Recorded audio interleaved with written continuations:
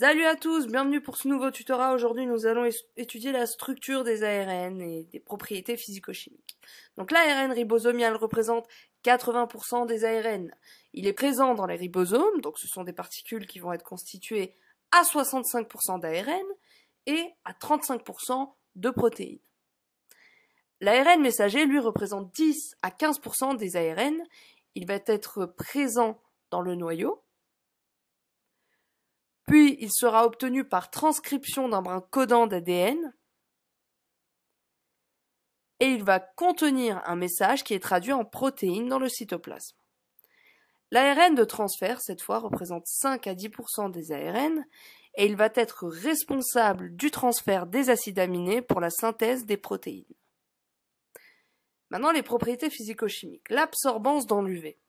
À 260 nanomètres, l'ADN double brin sera inférieur à l'ADN simple brin. L'effet hyperchrome va être la propriété de l'ADN à voir son absorption dans l'UV augmenter lorsqu'il subit une dénaturation. La dénaturation thermique, cette fois, la TN, qui veut dire température de fusion, est la température à laquelle il va falloir chauffer l'ADN pour détruire 50% de la double hélice.